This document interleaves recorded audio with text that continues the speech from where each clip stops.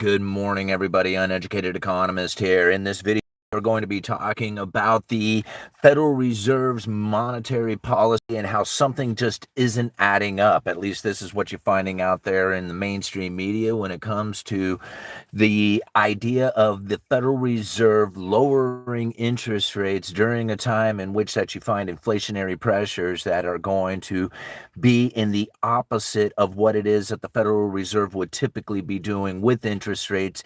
And yet here we have this recessionary expectation that is coming, and everybody is super confused about what it is that the Federal Reserve is really doing. Now, something that I have been saying for quite some time now is that the Federal Reserve is trying to get to neutral. Now, the neutral interest rate is the rate in which that they are neither accommodating nor restricting the economy. And many times we find people who are asking the question, well, how do they move the neutral interest rate? What exactly is the neutral interest rate? Are we at neutral now? Is the neutral interest rate rising or falling? All these questions come out, and you have to understand nobody can see the neutral interest rate in real time. This is why it's probably one of the most confusing things for most people to understand or internalize when it comes to economics and understanding how the economic systems work and what it is that people are doing within the economy itself. So I share with you down in the links many articles, and a couple of them are describing the neutral interest rate from the earliest economist that I can find talking about it.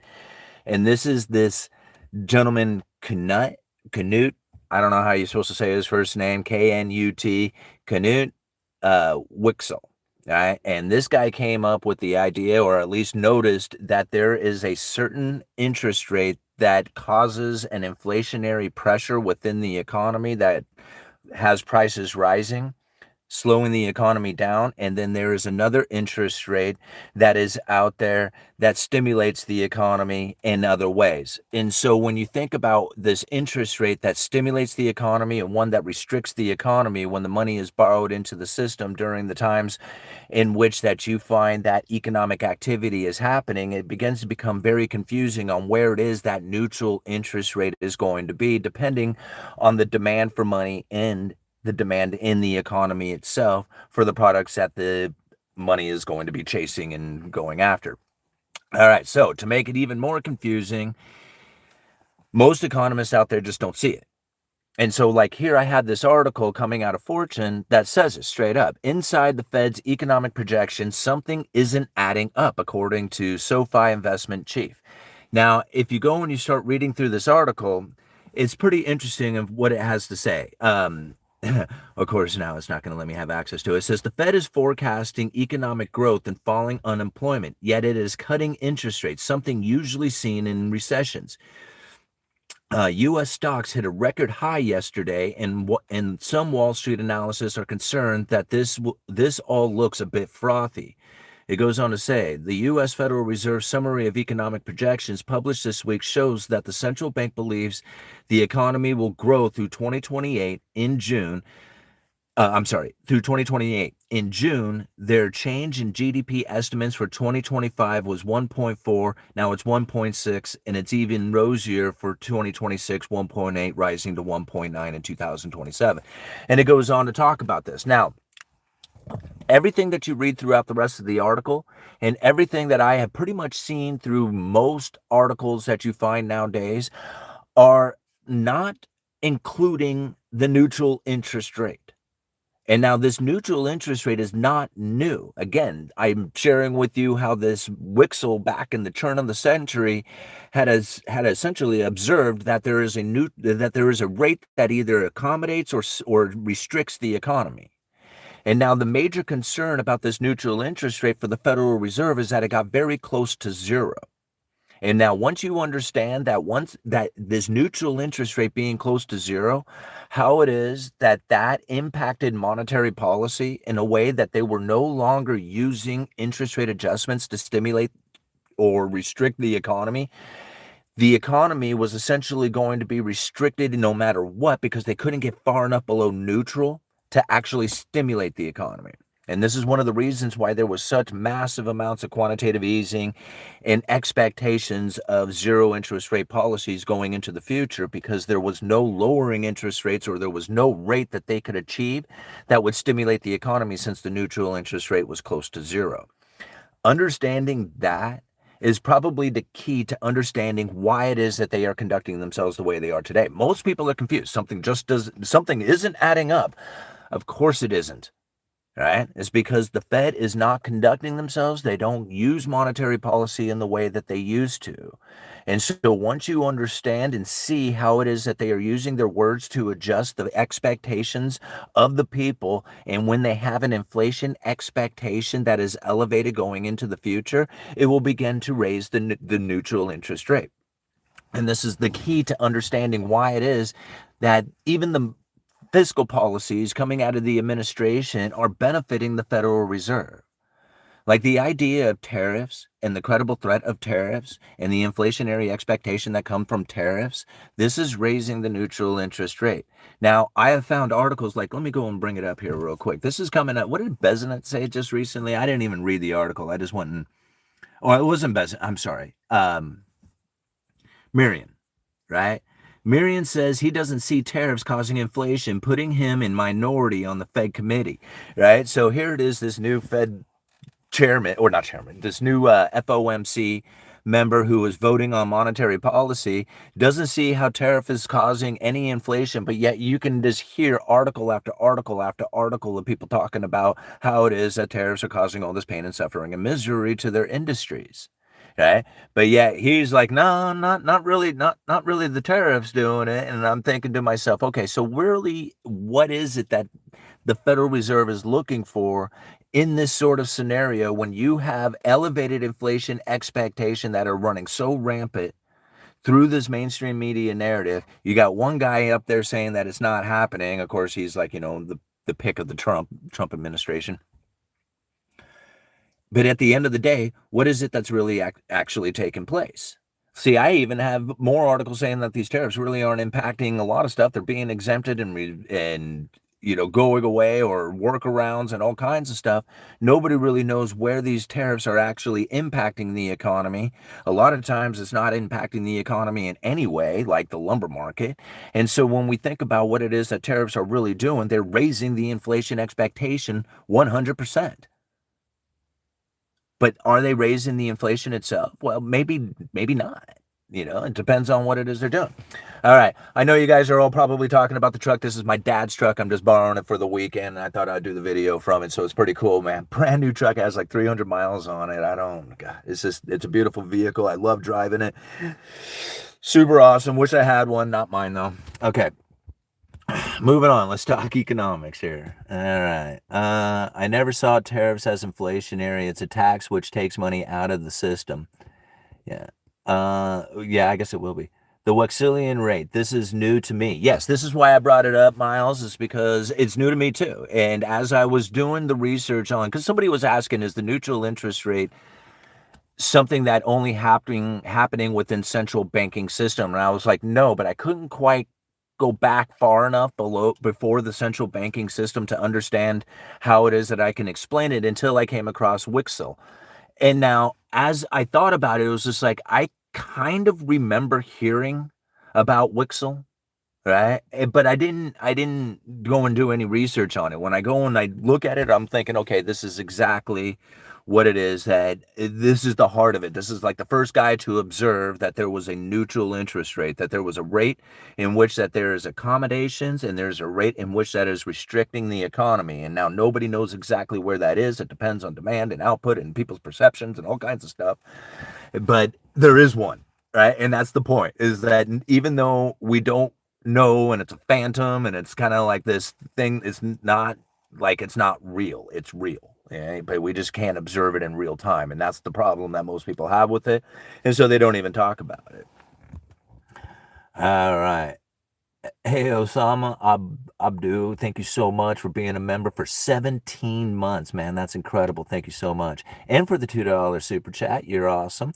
Yui, thoughts on Trump imposing $100K for H-1B visas? I haven't really given that much thought, and I guess I would probably have to think about that for a little bit to internalize the question and then, give you a real good answer on it. But at this point, I'm sorry. I really appreciate the $2, but I don't think I can just give you a decent, answer back on that, but I will think about that. All right. You guys are so awesome for the support too. I really appreciate it. Of course, tariffs raises inflation for us. Do you think the other countries will absorb tariffs? No, they charge more to us, so we pay for it. Okay, at the end of the day, who is ever the end buyer is the payer of all tariffs, right? I don't care how you say it or whatever, you want to, kind of sugarcoat the way it goes down or however, this person and that person. At the end of the day, there is somebody who is buying the product. At the end of the day, I bought this. Whatever money paid for this thing, right? Not obviously not this one because this is like an old one, but if it was brand new, that money that is paid for that will eventually show up on the bottom line of these corporations, manufacturers, and essentially the owners. And that is going to eventually, at some point, be absorbed by the person who buys it as the prices start to move up and their profits start to be seeked. Right? If you need to seek more profits, you're not going to sit there and say, oh man, ever increasing amounts of tariffs is going to ever diminish my ability to profit next year and the year after that and the year after that. What you are going to find is people saying, you know what? This isn't doing it for me anymore. I'm cutting back. Everything is slowing down. Nothing is going to happen. And there's going to be no advancement, right? All the profit has to go down to eventually the retailer paying a higher price. That's where it comes from. If it didn't come from the retailer, then it doesn't exist, right? So the retail purchase is really where it comes from, no matter what. Like you could say at first, you could say, well, no, look, they're paying for it. Right? And next year, guess what? You're paying for it. Or here pretty quick, you're going to be paying for it. It doesn't take very long for it to happen. Oceanfront property is cheaper in South America. Some of the supplies I buy for work add tariff charge now, so yes, on me. Yeah, I was talking to a guy the other day who was actually, so we have the Maritime Museum, which is this beautiful, like, it's a really nice museum. If you ever get the chance to go to Astoria, I would certainly check it out. Anyway, they have a whole new project that they're building, and it's just really awesome, like these glulam beams that come up at these angles with this big arch, and then the roof actually has like a slope to it, so it looks like a gigantic wave when you come into Astoria. It is one of the coolest buildings I've ever seen. I should show you pictures of it, really. I should have been showing you the whole time. But anyway, what was I getting? I forgot where I was going with the point of that. What did I bring that up for? Oh, that's right. The guy who was working on that. It was a Canadian. The material for the basically the glulam beam portion of it, like the major portion of the framing of it, came from Canada, and this guy was like, I don't know, the engineer that put the whole thing together. So he was down there observing the placement of these glulam beams and all the other stuff, and then I guess there was some glue and some special fasteners and everything else.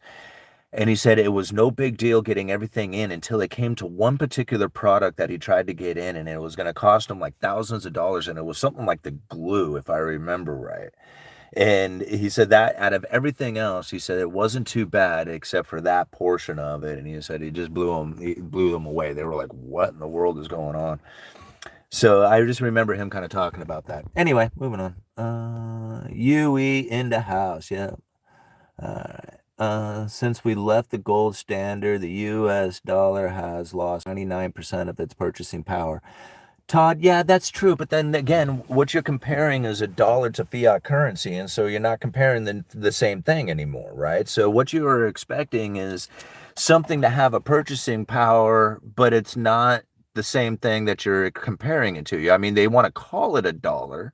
So we've given it the same name, which is not the same as saying it's the same thing. It's just the same name, right? Like two people can have the same name, but they're not the same person. And that's very much what the dollar is. So the dollar was gold. Like there was a time when you could say, hey, this is a dollar. It's a chunk of gold. It sits on a shelf. This is a certificate called a silver certificate, right? And it claims that there is a dollar sitting on a shelf somewhere. So yes, that's a dollar too. And then somebody says, well, here, I got this fiat currency and it's a dollar. And it's like, no, it's not. Right. And if you look at it carefully on the original Federal Reserve notes, it says that it is, it even says right on it that this is not legal tender. Or no, I'm sorry, this is not lawful money, that it's redeemable for lawful money. That's what it says. I'm sorry. It says this is redeemable for lawful money because the silver certificate is lawful money because it's showing that there is something sitting on a shelf. But this isn't lawful money. Right? It's legal tender. You can use it for trades of goods and services, but it's not lawful money because lawful money is gold and silver. And so I always thought that that was funny. It was just like, well, if it's redeemable for lawful money, then what is it? It's unlawful money, right? No, it's legal tender. You can use it to trade for goods and services. And so that's what it's good for, trading for goods and services. Now, if you wanted to retain value, you better have the silver, right? Because that's something different. They give it the same name, it'll have the same purchasing power essentially until it doesn't, right? Until they remove it from the standard.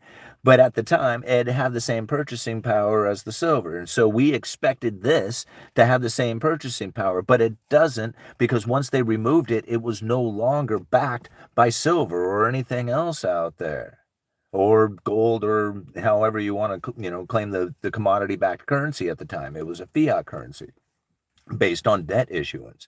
And so even at the time it was like, yes, it's not lawful money. Right? They even said it straight up. It's redeemable for lawful money, but it is legal tender. It's here to trade goods and services. And so to understand that, to say, okay, well, it doesn't have any kind of redeemable for lawful money anymore because there is no such thing as lawful money since we're no longer on a gold standard. What was its intentions in the beginning? To trade for goods and services. It wasn't meant to hold value. And now, since we removed the portion of it that was meant to hold value, and we held on to the portion of it that says it's meant to trade goods and services, we still remember the days. And we're like, hey, man, remember back in the day? And honestly, no, I don't, because I'm 49 years old, and there's never been a time that we were not on a fiat currency. And so since fiat currency is the only thing that's in existence, I never really thought of it or held on to the idea that this is not something that should lose purchasing power. I never thought of it that way. It's something that loses purchasing power. I mean, if it didn't lose purchasing power, then my wages wouldn't have to go up every single year. I wouldn't have to go out there and pursue ever increasing amounts of new money for me and mine, right? Like, it doesn't hold on to purchasing power. If you want it to hold on to purchasing power, you have to put something you have to put that into something that is going to be an asset that has some sort of return to it, or something that somebody else is going to buy for more into the future, right? Like gold or Bitcoin. And that's it. Like, once you kind of alleviate yourself of the idea that the dollar should be holding value, now you have all the opportunity in the world to do something about it. Right? But if you're saying, nah, man, it needs to hold value, that's all there is to it, then you're going to be stuck in the idea that it's politicians' faults and all that other stuff, and you won't be able to position yourself. Because I guarantee you it will never happen. I mean, you think about it, even if you wanted to go back to a gold standard, think about how we left the gold standard. They confiscated all the gold. When we were on a gold standard, they confiscated all the gold. I would much rather have the ability to have the gold and not feel like a criminal for it. So, yeah, screw the gold standard. I would rather have the ability to hold on to the gold than to have the idea that they may actually confiscate it because they're on a gold standard.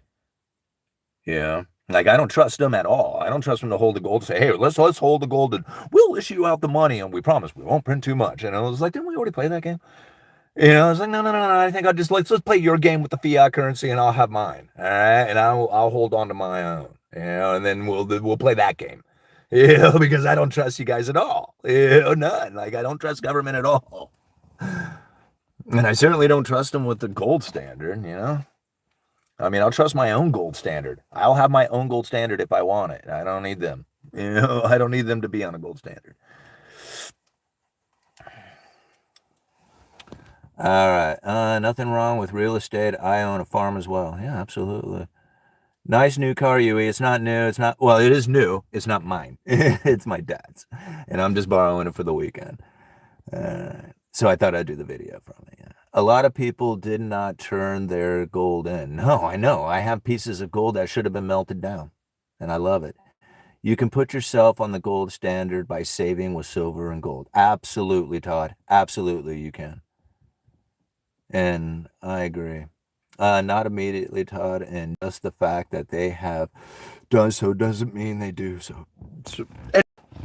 I want to stay focused in on the neutral interest rate, though. This is something that I believe that most people are going to be missing, and this is like literally 99% of the people are going to be missing it.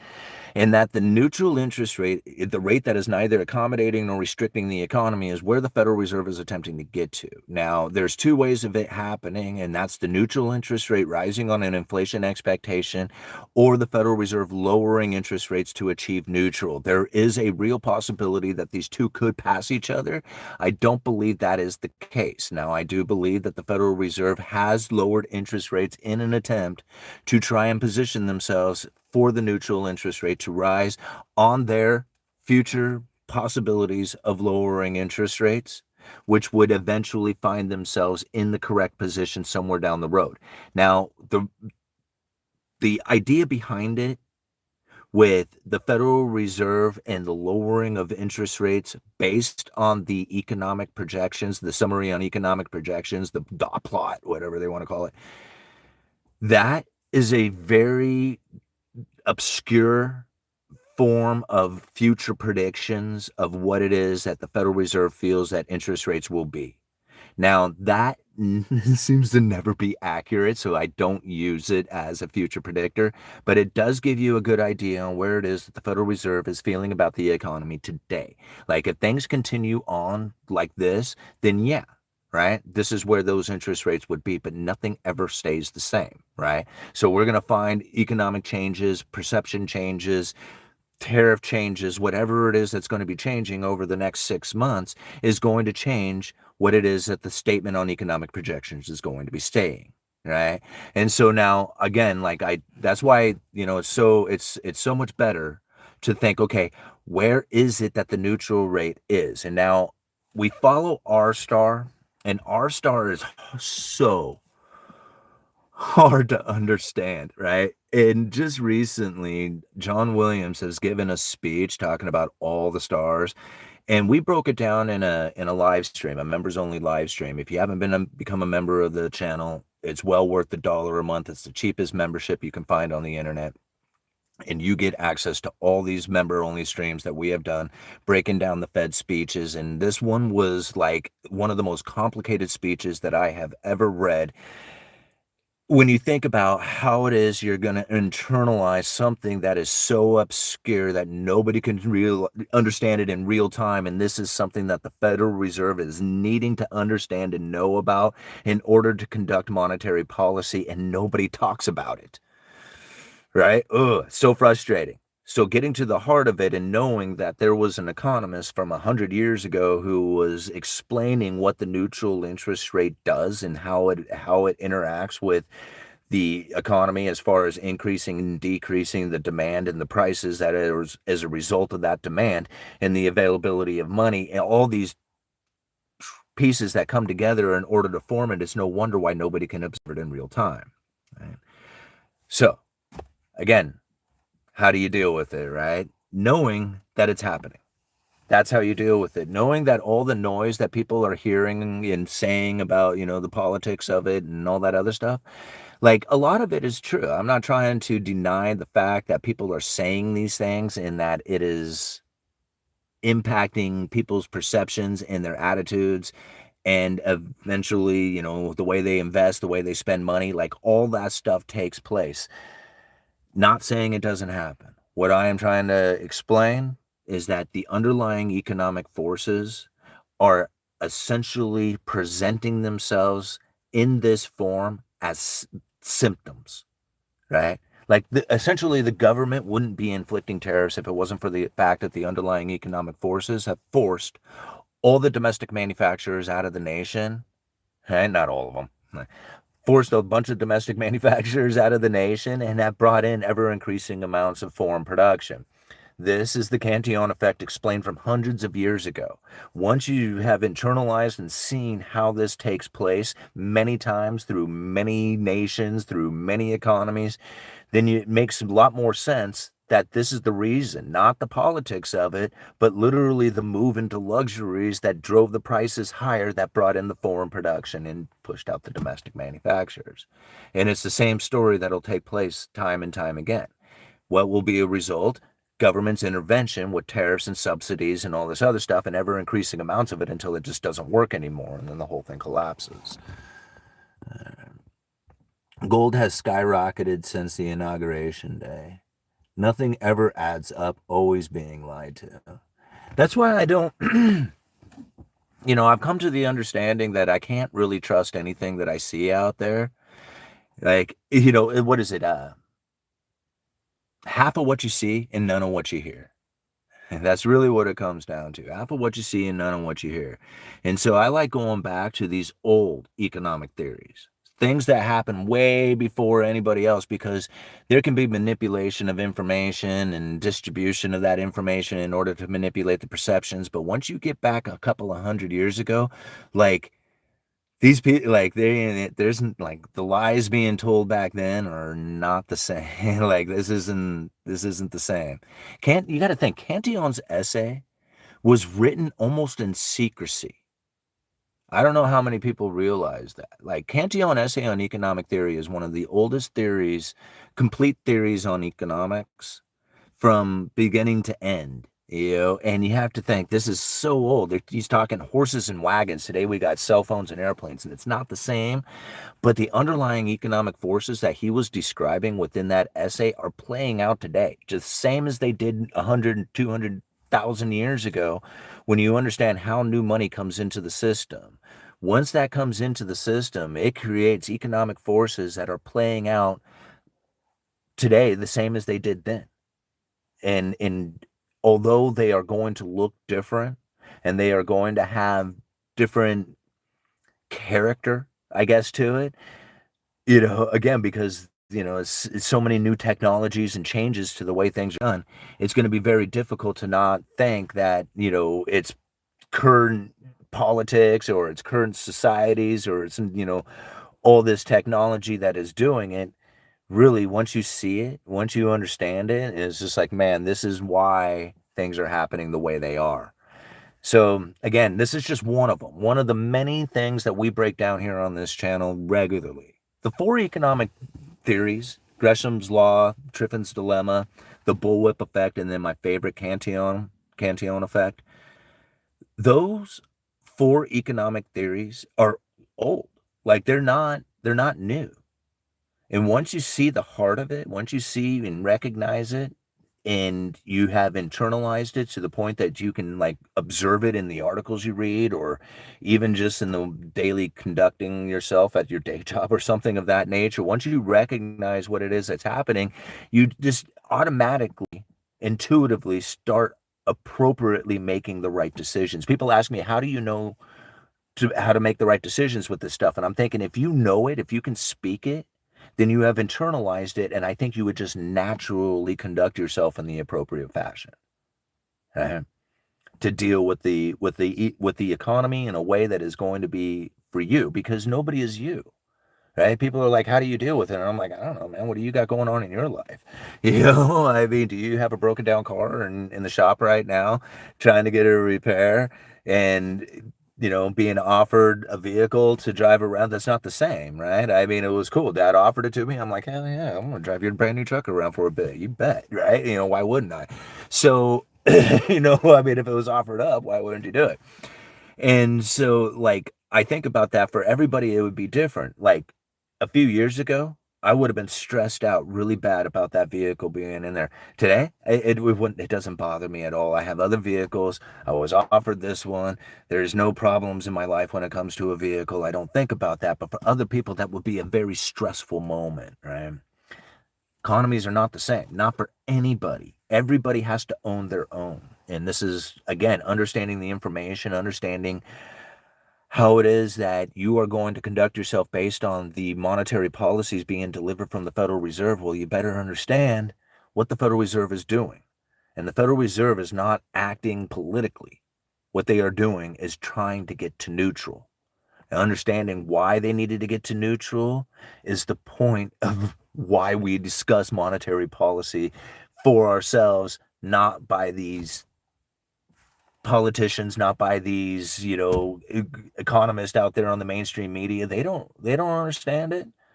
They really don't. If they're not talking about the neutral interest rate and why it is that the Federal Reserve is trying to get there, and how it is that they were able to conduct themselves in a way that got the neutral interest rate to rise, whether that was in conjunction with the policies of the government or whether it was just a lucky shot in history with the COVID and pandemic.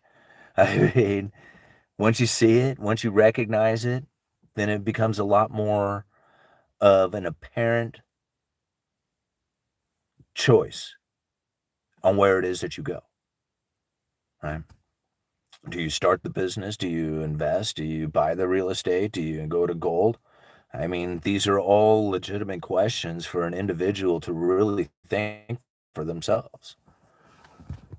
Uh, let's cruise down here. Miles, dinner was pork cublet on a bed of angel hair pasta and a pork reduction. Okay, it was pork ramen with spam. Sets expectations, lets me live a life of leisure by turning in returnable bottles. Yeah, and I was just, I was thinking about it because I was driving the truck and I was thinking, God, this is so nice. I should wish I had a brand new vehicle like this. This would be so cool to drive every day and have it real nice. And I'm screwing around and looking at all the niceness of it. I'm turning on the heated seats and the air conditioned seats with the blow, the has fans to blow the seats. I'm like, I'm new. Like, I'm Generation X, man. All this stuff. Like, I don't buy these new vehicles. I'm too broke to do all that. So being in one is really like, almost like just a luxurious experience in itself. Just like literally sitting in it, you know, knowing I have the ability to go out and get one right now. Like I could have the same vehicle and it wouldn't be that big of a deal and I'd be able to make the payment and it probably wouldn't be that stressful. But at the end of the day, I think about the position that I was able to achieve considering where I was at 40 years old to where I am now at 49 in just 9 years, and a new vehicle would not have allowed me to do that. I just know it. I would not have what it is I have in the savings. I wouldn't have in the liquidable assets. I may not even have the house. I don't know, right? The new vehicle was the last thing on my mind when I had the ability to get it. Like until I had it, and it wasn't like the entire time I didn't have the ability, I dreamed of it. The moment that I had the ability, it disappeared. And a new a new dream, a bigger dream took place. And it was just like the new car. No way, man. I got a way better idea than a new car. But at the time, when I didn't have a car and I was walking or I had broken down vehicles and I didn't have any backup vehicles, it was one of the most important things in my life. I just dreamed of being able to have a vehicle that just didn't give me any stress. I could just drive it to work and it was cool and everybody looked at me and I was like awesome. And the moment that I got there, I didn't care. Like I was just like, yeah, screw that. Yeah, I got a whole better idea going on. You know? No, the proof is Simon sold out and turned against us when he bought the house in Astoria. Okay, man.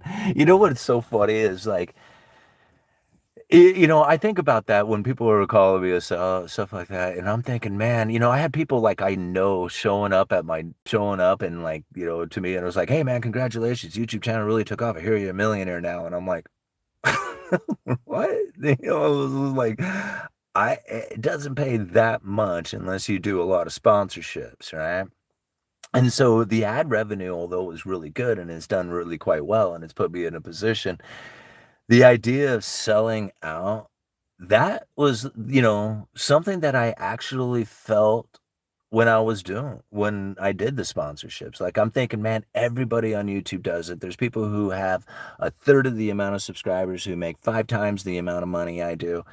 And I'm thinking the only thing I do is just come out here and just share massive time and information with you guys, because I think that's the most helpful, useful thing that I can ever possibly do. And the moment that I go and I try to make a little bit of extra money so I can position myself and my family into a better spot, I get called a sellout for it. I kind of felt that way too. Hmm. So anyway, people want to, give me, a hard time saying that I'm like, not delivering, appropriate information, whatever. And I think to myself, man, I don't know what else to offer you other than the idea that I've tried very hard to bring together economic theories from a working class point of view so that the average everyday dude can position themselves appropriately for it. And I consistently bring that information to you and deliver it in a way that is not ever changing so that I can adapt to the narrative and bring in the attention and the drama and the fear and anxiety that a lot of people out there would like to deliver so that they can make even more money off of their delivery of information. So anyway, that's my thoughts on that. I should do more sponsorship. I should go get the money. Go get the money. All right. Maybe you could do sponsorships for a local weed dispensary. I really should. I mean, I've thought I talked to him about it. And because there's one down, I mean, I'll just tell you straight up, it was the pharmacy, which is on the east side of town. I think it's the last dispensary on Astoria on the east side. His name is Patrick, dude. Is cool as hell. If you're ever in Astoria, you're looking for a dispensary, go down to Patrick's place. But he asked me about, sponsorship or doing an ad or something of that nature. And I've really thought about it, but then again, like, I don't know if YouTube is really appreciative of the whole two topics that I would love to cover a lot, and that's the cannabis industry and people without homes to live in, because I don't know how it is that those two seem to demonetize my channel. Or they don't demonetize the channel. It is the algorithm gets cut and they flag the ads on it. You just did a sponsorship. Simon, it wouldn't bother me to see you succeed. Sponsorships aren't all evil. No, they're really not. It's the thing is like I never had anything to sell you guys. And that was what I think a lot of you all appreciated about it. It was just like I wasn't out here in an attempt to try and make money. It was awesome that I was making money at it. And I think that was the major difference inside of it all, is that I didn't really have to try. It was just happening. And when it was just happening, I didn't think about what it was that I needed to do in order to make money at it. All I was thinking about doing was delivering the information that I think that I would want to hear if I was to go out there and listen to somebody talk about lumber or talk about economy or talk about economic forces from this working class point of view. That's the only thing I was really thinking of. And the money was just showing up, and I was really excited about that. The times that I have tried to make money, I know how to do it. I know how to trigger with the titles in order to make the ad revenue go up. And to me, that isn't necessarily a genuine way of going about it. I would love to give descriptive titles. Descriptive titles do not get attention. And so if I don't do descriptive titles, I don't get the attention. I don't get the attention, then I don't get the ad revenue, and I don't get to deliver the message, and I don't get to do all this other stuff, and I get the don't. And I'm thinking to myself, is that really the position that I want to be in with this channel? I want to deliver good information, and I want a lot of people to hear it. That's not a bad thing, right? None of that stuff. So if I have to deliver the information, the normal information that I always do, and I have to deliver it with a triggering title in order for somebody to say, what is he talking about? Then that's what I have to do. And if I get ad revenue because of that, that's great for me. And this is how this is all symbiotic, right? This isn't like, for me, I'm not trying to necessarily do it for the ad revenue. The ad revenue will just show up if I deliver a good message. Right? I don't have to try. I don't like, I mean, I kid you not. I did a month of nothing because I just wanted to prove it to myself again. I did a month of every single video that I had titled had some sort of triggering or fear-mongering aspect to it. And I kid you not, I almost doubled my ad revenue because of it. If I delivered that into the message itself and started doing the fear inside the video itself and really, because I can do it, then I probably could double it again. Right? That's like, is that what I'm out here doing? Is that what I'm trying to do? Like, I don't think that that's being helpful and useful. I see it happening all day long. I see it happening in so many different YouTubers out there who are doing something very similar to that. And I think to myself, is that delivering helpful, useful information? I mean, I'm here delivering something that people can then go and research for themselves. The neutral interest rate from one of the first economists to realize it from 100 years ago and now incorporate that into the monetary policy of the Federal Reserve today. I don't know how many people are going to share that with you to say, no, listen to this. This is important. Take this, internalize this information, use it so that you can better position yourself, because the Federal Reserve is not acting in a way that everybody wants to claim they are. They're trying to get to neutral. Right? Once you see it, once you understand it, once you recognize it, you're like, okay, if they truly are getting to neutral, then it does make sense that they conduct themselves the way they are. And this is why they do it. Right? This is why they're cutting when people are like, well, why are they cutting when inflation is running rampant? It was just like, they're trying to get to neutral, yo. You know?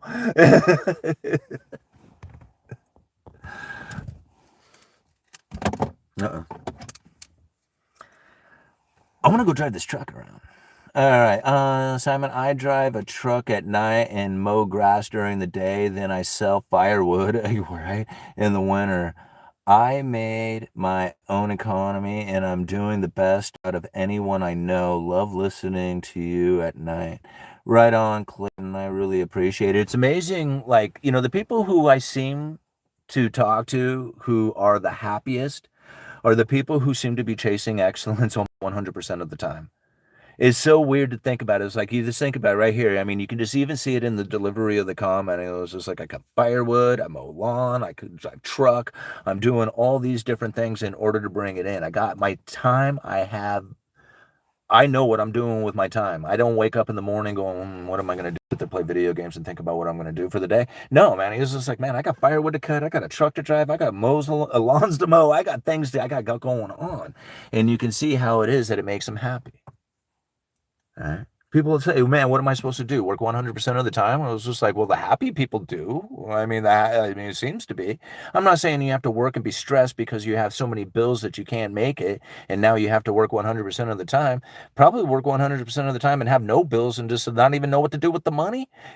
Know what to do with the money, to save it in a particular direction, because if you don't know what to do with the money, the universe will come and take it from you. That's why people get stressed. Just know what you're doing with it. Know that you know what you're going to do with your time, and you know what you're going to do with the money. Okay? And a lot of times people want, well, yeah, I'm going to take the money and I'm going to go and blast it on a good time. So it's just like you chase excellence and then pleasure and do it with pleasure. So again, like, here it is, the happiest of anybody he knows, or just in a better position than anybody knows, and he feels good about it, and he works a lot. Sounds like somebody who has a day job and does YouTube and calling bingo on the side, which I'll be doing later today. Right? Same thing, only different.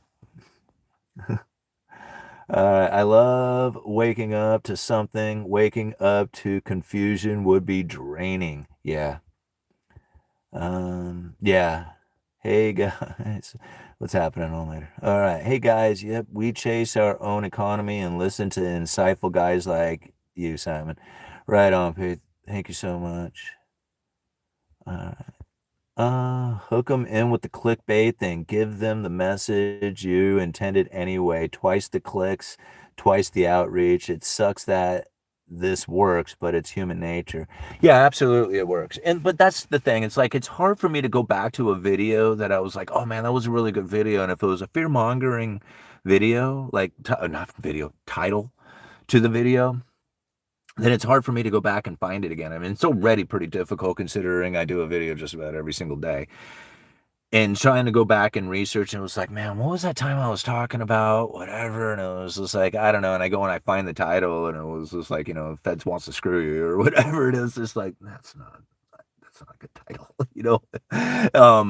But being descriptive with the titles makes it easier to go back and find them, and then do the go back and do the past research and or confirmation of what it was that I was saying or predicting back in the day. That's something that I feel like I really have a lot of. I would say that I stick to a lot of what I say.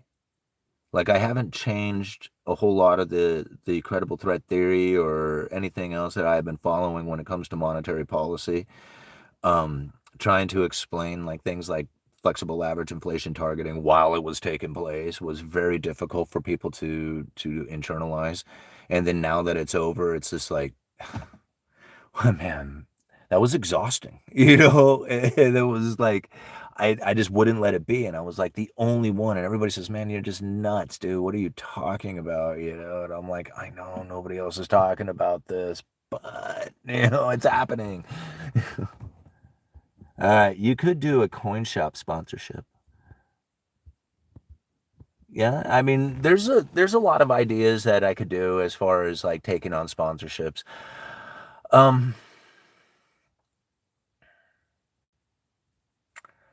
Ultimately, I want to sponsor myself.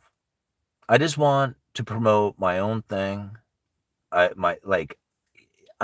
really want to just be. I mean, I don't mind sponsoring something else that I really believe in. But it's difficult to find those things, right? Like something that I really truly believe that this is going to be helpful and useful in your life, and I would love to promote it for you, to you so that you have it in your life as well. And I see it happening all day long, and I see the greatness that comes to those content providers who are doing that stuff. And I'm thinking to myself, man, that's the position that I really need to take. And I thought, that is not what started this channel. That is not the direction, the focus, and all the things that you were doing. That wasn't what you were doing. And I think like to myself, that is deviating from the path that you were on. You were on a path of helpful, useful information that was delivering you a decent outcome. Stick to it, right? Stick to that. And so when I think, man, I want to be able to deliver this message in a better way, or maybe in a concentrated way that I could charge you for. That's what I think, because that would be sponsoring myself. I don't need somebody else's money. I don't need you to spend your money with them so that I could get a piece of it. We can just keep this in house, you know. Nah. Coinbase owes you. All right. What does that mean? Ben Bernanke? Got Ben Bernanke in the house. All right.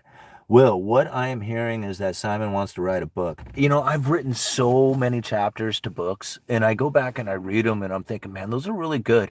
None of it makes sense when you compile them all together. Like, I can't seem to make this thing flow. And I screwed around with AI for a little bit. Like, I would write, and I posted some of the things on Patreon, which were truly my words. Like, I mean, I typed them all out and then had AI redo it so that it actually flowed. And I'm like, wow, that's really good. But then again, it's not me, right? And so I'm thinking to myself, no, I need to type out be me. This is me doing it. I can't screw around using somebody or something other than the authenticity that I have always delivered. That's it, right? And if I can't use that, then I don't really have anything. So I have to be able to deliver the message in a way that is authentic to me and the way that I know how I can do it. I've typed lots of stuff, right? But as far as getting like a book written, I can't seem to get it done. Like, I can put all these chapters together, but I can't seem to get it to write.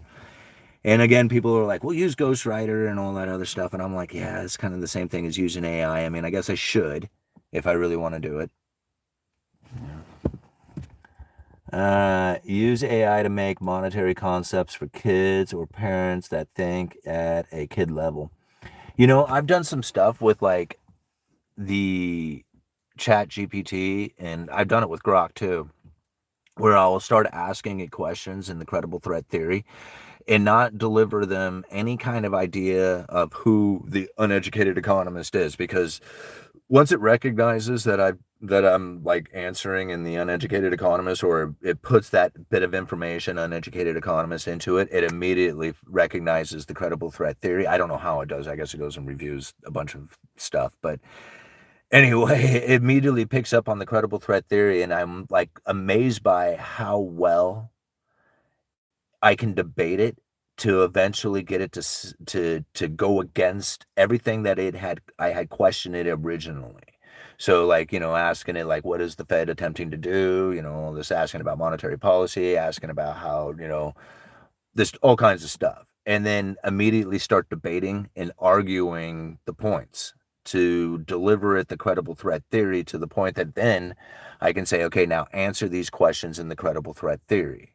And sometimes it took me, I don't know, 4 or 5 days of just kind of debating it, questioning it back and forth, delivering it articles, delivering it speeches, before I finally said, okay, this is who I am, this is what I'm doing. It's funny to do that sort of inputting research into it, like where you debate the credible threat theory into the narrative, because that's essentially what I am doing, right? I'm trying to debate the narrative out there and not deliver it anything that says, hey, I am the uneducated economist, so that it goes and reviews it, but then eventually try to convince how it is that it had screwed up the original questions, and then question why that happened, and it's so much fun to do that because you can really hone your skills. I don't know how many people do that. Like, to me, maybe it's really, to you, it might be really confusing. To me, it's a lot of fun to see what it is that the Grok and Chat GPT come up with, and then be able to argue points about it that says, okay, yes, you're right, you're right, you're right, and then question, why are you answering it wrong in the first place, right? And then get the answers from that.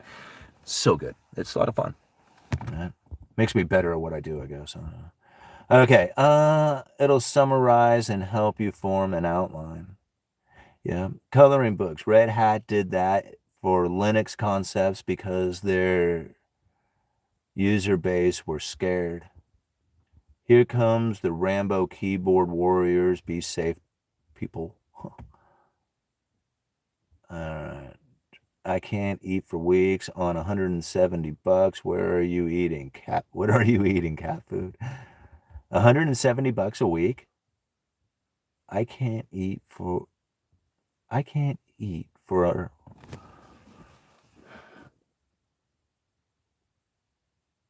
Huh.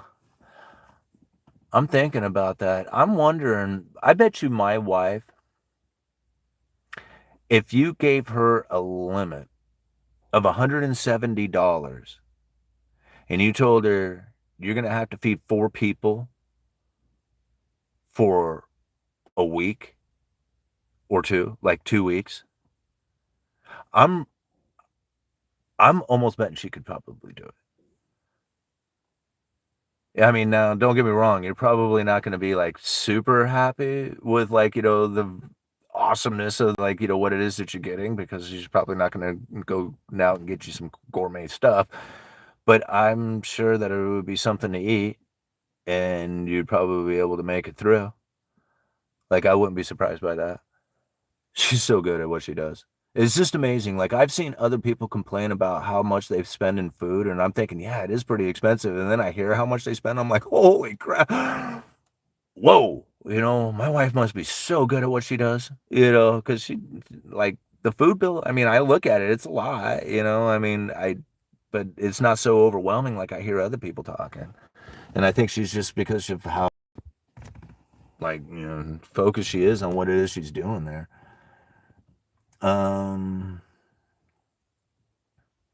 Rice and beans is pretty cheap. Well, yeah, I mean, that would be the start of it all. Yeah.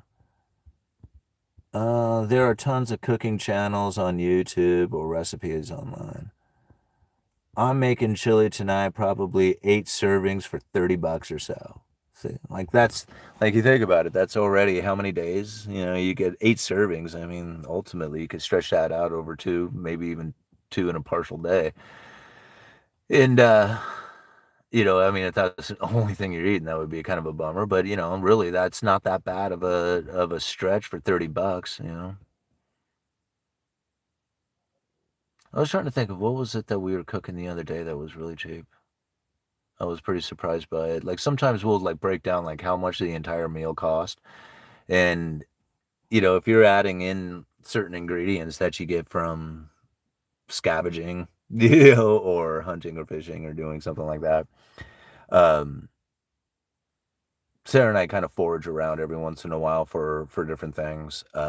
Mushrooms in the fall are a big hit for the Pacific Northwest. That's something that we do pretty regularly, and I want to do that a lot more. We had gotten out of it for a few years, just because things get busy or whatever. But now we're back out here in an area that there's a lot of places to go.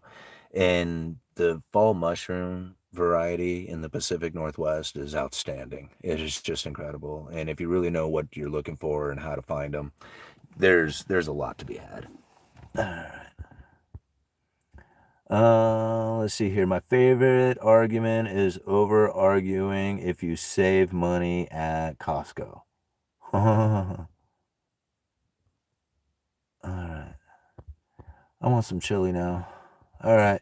If you hunt or grow your own food, I could see being able to do it. You don't even really have to grow your own food or hunt or anything else like that. If you know how to process like all that stuff, generally you can go to the people who like to do all that stuff, who like to hunt and fish and garden, and you can say, hey, if you give me, whatever, however many pounds of it, I will give you back half of it in jars. So their investment is their time, effort, energy, everything that goes into it, and then your effort and time is the jars, and you get half the meat, they get half of it back. Right? And that's pretty common for a lot of people. They're like, yeah, man, I got 100 pounds of fish here, and I don't want to freeze it all. And they're like, well, here, I'll give you, half of it back in jars.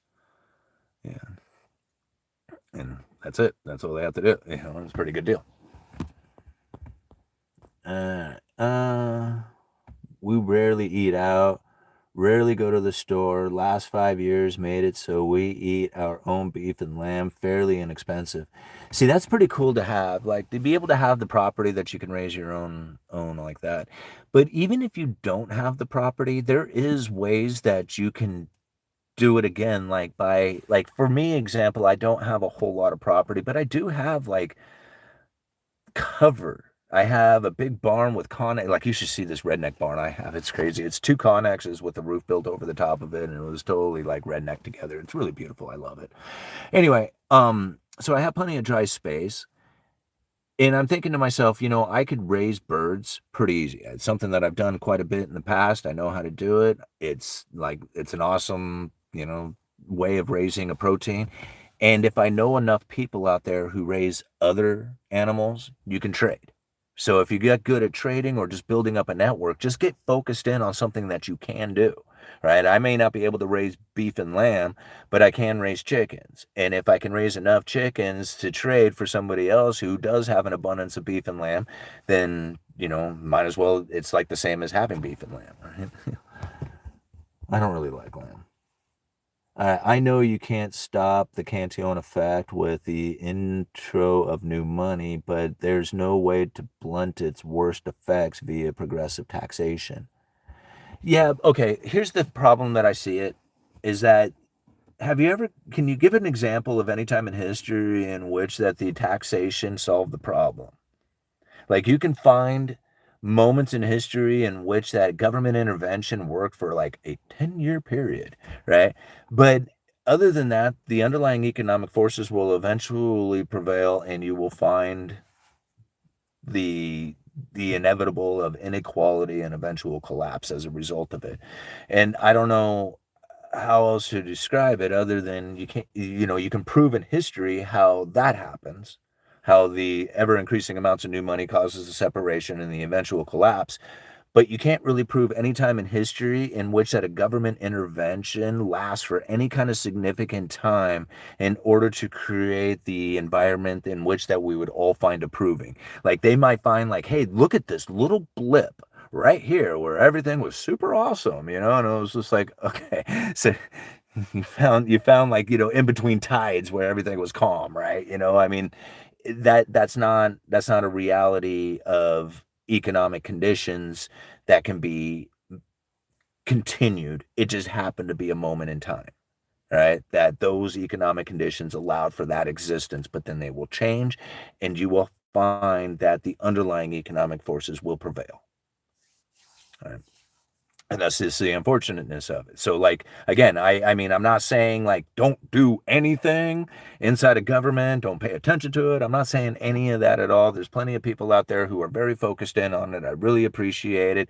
I don't have time for that. I have time to pay attention to what it is that I am doing, look at it as what other people are doing out there, and think to myself, okay, this is probably the economic conditions in which that I need to be approving or appropriately positioning myself for. That's how I think. Right? I don't think, what is it that politicians need to do? I don't think that. They do what they're going to do. I don't think about what they need to do, because they're not going to do anything that I find approving. Never have they once ever done that. Never do I expect them to do it, and I'm not going to try and get them to do it. Right? They don't pay attention to anything that I find appropriate. So now, with that alleviation of my expectations of it, I then put the expectations on myself. So aggressive taxations, tariffs, subsidies, banking interventions, government interventions, all that other stuff, it's all symptoms of the underlying economic forces that are at play, and I hope to recognize it for what it is that I need to do.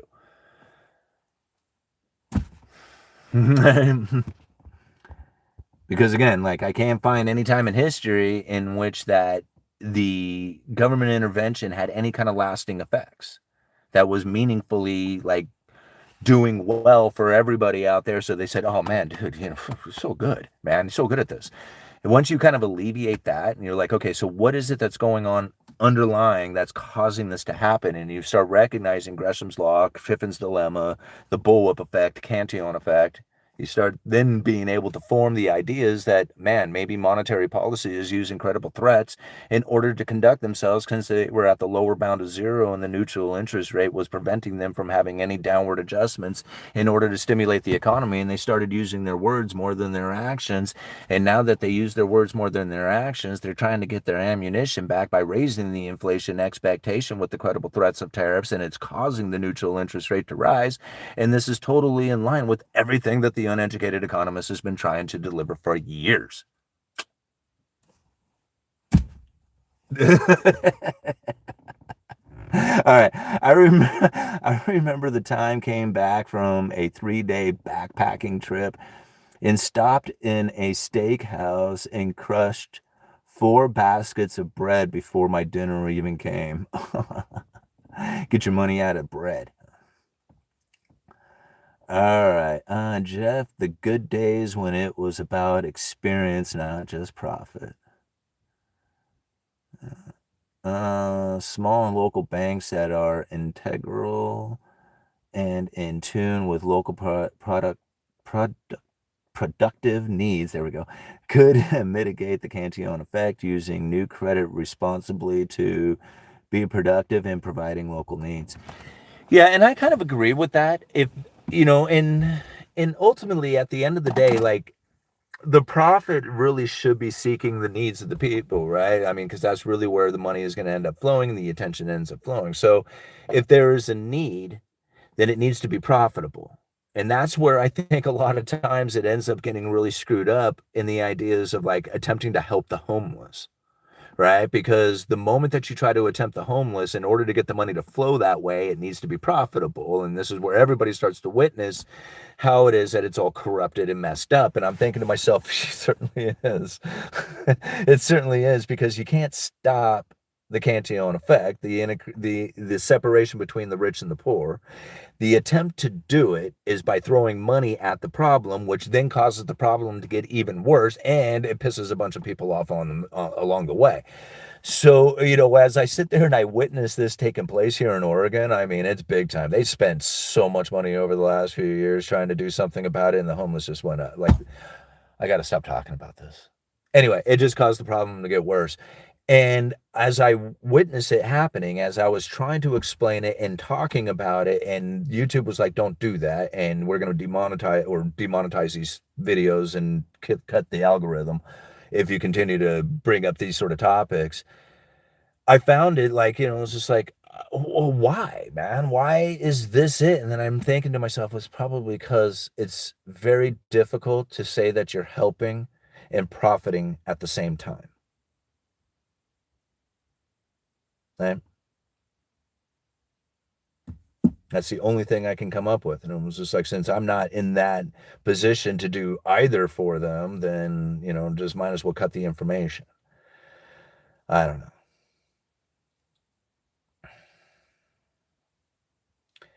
When I think about what it is that people say, well, oh man, the rich and the greed and all these people out there, they should be doing something. And I think to myself, when was the last time anybody opened up their door and allowed some strange homeless individual into their house to share in their food and their utilities and everything else that they got going on, give them a roof to live, stay under for a brief time, just enough so that they could help them out just a little bit. I mean, I don't know anybody out there who is doing something of that nature. I do not expect or understand why it is that anybody else who has more money would do it too. Like all of a sudden you just reach a magical point where it's just like, oh, I'm just going to dump all my money into helping other people. And it was just like, hey, it sounds like a wonderful thing. But I don't think that that was the energy that got them there. Like, man, I'm going to work really, really, really, really, really hard so I can give it all away. Yeah. Like, I listen to people get mad about how greed and rich are like not helping or doing something about it. And I'm like, well, what do you expect their human nature to do if you're not doing anything yourself? Right? I mean, are you out there actually doing anything to help the people who are less fortunate than you? I mean, I imagine there's some people out there who do that. I mean, I don't feel like I've done enough in my life of that. I've done some, all right? But to be honest, like, I don't feel like I've actually done as much as I probably should or could. And so I can't imagine the majority of the people are feeling like they've done enough or done anything at all. And I'm thinking, so if you're not feeling it and they're not feeling it and they're not feeling it, nobody's feeling it, then guess what? It's probably not going to happen. That's not the way the people feel. They don't feel that way. That's not human nature. Some people feel sorry and they do help. I've seen the honest and the authentic behavior of charity that is so appreciated by the people who it is delivered to. I've seen it. I've witnessed it. Right? Very rarely does it seem to happen.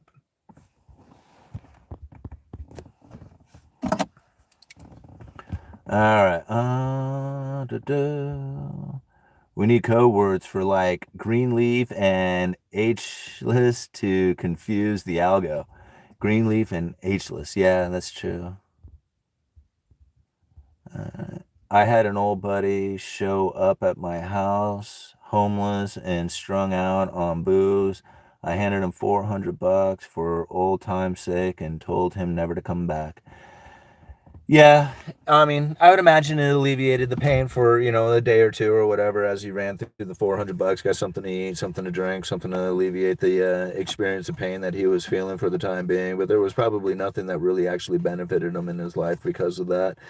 You can be helpful in that sense. It's just like, well, here, let me just kind of deal with it. Like, okay, so the other day, for example, right, I come busting out of the bar, right? I wasn't drinking. I don't drink anymore. That's not me, right? But I come out of the bar, was going into the parking lot, and I see this guy I know. Like, I've known him since I was a kid, and he's always been a heavy drinker and kind of a anyway. I mean, seeing him in the condition he was in was not a surprise. That's all I should say, right? And so I'm like, oh man, dude, what are you doing? And he was just like, oh man, you got a few bucks, and I'm like, what are you begging now, man? Oh, gee whiz, and I'm giving him a hard time, and I mean, to be honest with you, I know him pretty well, and so I pull out, and I have like,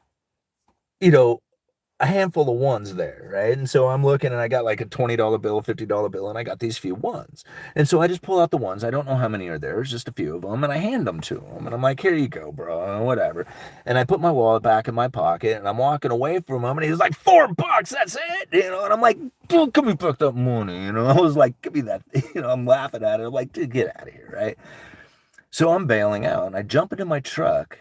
And I'm kind of screwing around, getting my glasses on. I'm starting to chuckle. So boom, he's in my truck. And I'm like, dude, what are you doing? you know. And he was like, "Oh man, take me home," And I'm like, "Home? Where's home, man?" He was like, "Ah," and I'm like, "I thought you said the old lady kicked you out." Yeah. And he was like, "Yeah, but can you take me home?" And I'm like, "Yeah, fine, let's go, man. I guess." Yeah. And so I'm taking this dude home. And again, you got to understand, like I've known him for a long time, right? So I know who he is. I've known the family and all that. So as I'm taking him home, he says, "Can you stop by this store?" And I said, "Stop by the store?" I said, "Out there, near your place." I said, "You just want me to drop you off there? What?" And he was just like, "No." And I said, "Well, where do you want to go home?" And he was just like, "No, I need to go back to town." And I'm like, "What in the world?" And I said, "Why am I driving you all the way out?" And it dawned on me, oh, he's been kicked out of all the other stores because he's probably been stealing and all that other stuff, right? So I take him out to the store. He buys a couple of beers. I drive him back. I drop him back off at the parking lot that I picked him up at. And, I'm like, "All right, man, get out of here. See ya." And as I'm driving home, and I'm thinking about it, and I'm thinking about how it is that he ended up in that condition, and how a lot of my friends ended up in the condition, and how close I think I might have ended up being to being in that same condition. You know, I think about what it is that people had done with their lives the entire time, and how it is that they are now so confused on what it is that they need to do. That was just kind of like a wake up call, not necessarily to me, but to the understanding of how easy or how likely it is for people to be in this kind of condition. Like I'm looking and I'm thinking to myself, there is literally nothing that this guy can do to get out of there. Like if it isn't for somebody else to show up and say, walk through this door and sit in that chair, right? He would be sitting on the ground outside because he has nothing else. So weird to see it. To know it for the reality of what it is, right? So many times you go, "Oh, if they could just go to work, if they just knew, if they just did," and I'm like, "There, none of that happening." All that what ifs, if they did, all that, yeah, that's not true. None of that stuff is. See, the reality is that there's some people that are never, ever, ever, ever, ever going to get out of that condition, and to blame society or politics or anything else on it isn't going to help, isn't going to work, and there's certainly no money that you can throw at it. Like, I know there ain't. The more money you throw at it, the worse it gets. That's, in fact, what will happen. So I think about what it is that people are expecting or doing or trying. It's not, there, none of that. They're not going to go and alleviate that problem. Like, if you can't solve his problem, what do you expect the rich people to do for your problem? He has a problem right now that it is never going to get solved. He's going to be in existence just the same as everybody else out there has to exist day to day. And there is nothing that you can do to save this guy. Right? He's too far gone, too drunk, too mean, too upset, too much of a thief, or whatever it is that's going on that has everybody kicking him out. It's gone. And that's a lot of people. There's a lot of people in that condition. And the harder it is to get a day job that gives you enough to provide for a decent apartment and paying the bills, and then having at least some sort of idea that you're enjoying your existence after that, then you're probably not going to try. Right?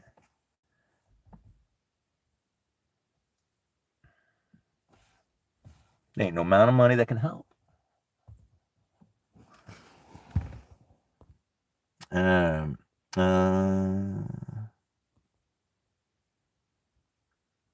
I appreciate self-sufficiency and frugality. My self-sufficiency is working for money. I don't have the option to grow food or make my own clothes, etc. I do admire the lifestyle, though. I do too.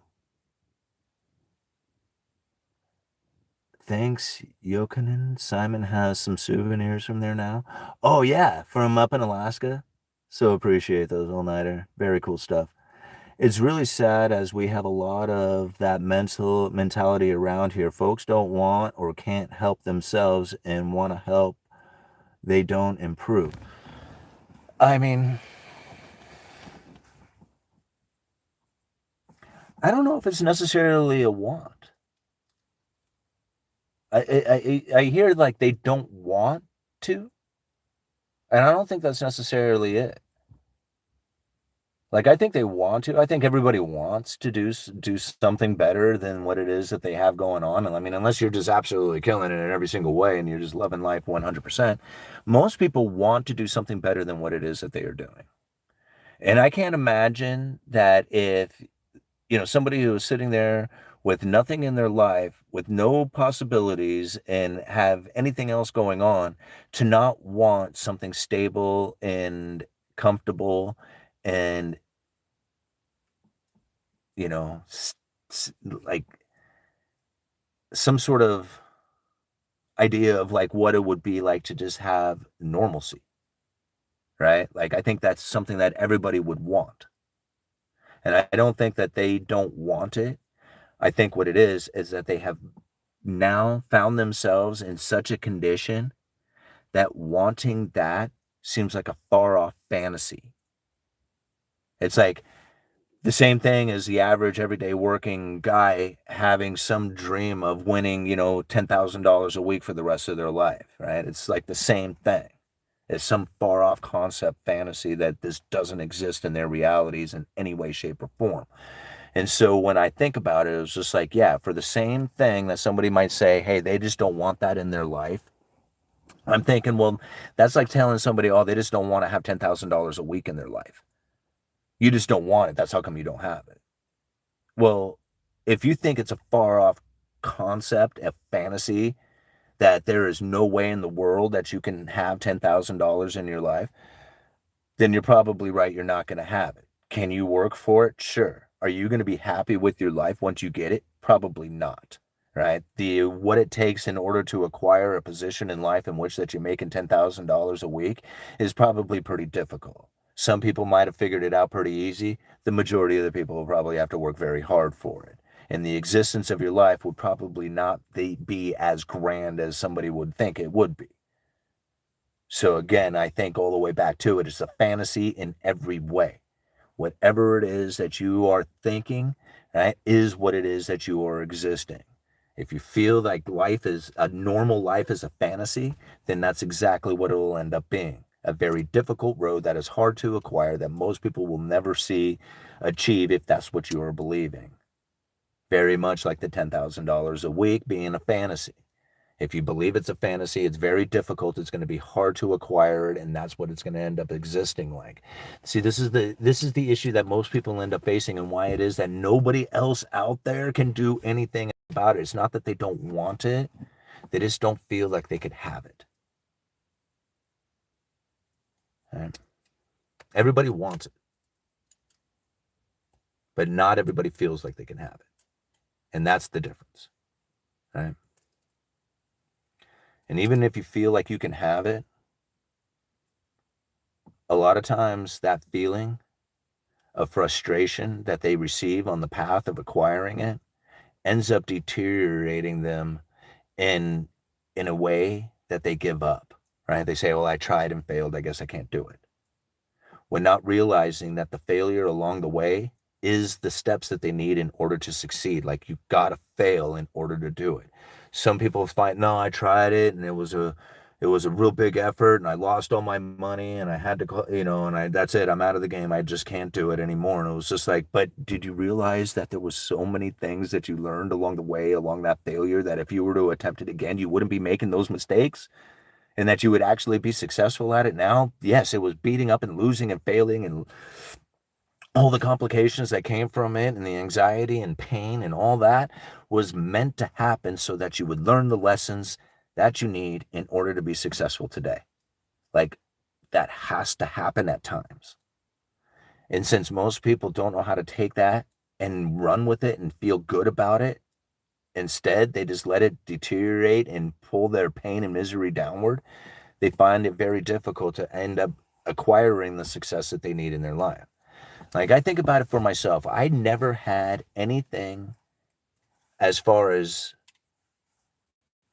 like any kind of public speaking in my life.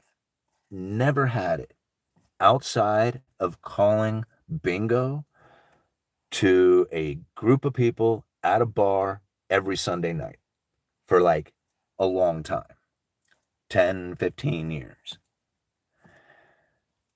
Doing this every single weekend gave me a very good confidence to be clear in what it was that I was saying. I was able to eliminate the ums and the uhs and stuff like that that normal people would deliver in a nervous state when they were up there in front of a bunch of people. Once I figured out how to deliver a message with that kind of intent to not have this kind of, typical speech that people would be like, "Whoa, man, you're very nervous up there," but to sound very confident, I was able to do things in my life that I didn't think I could do.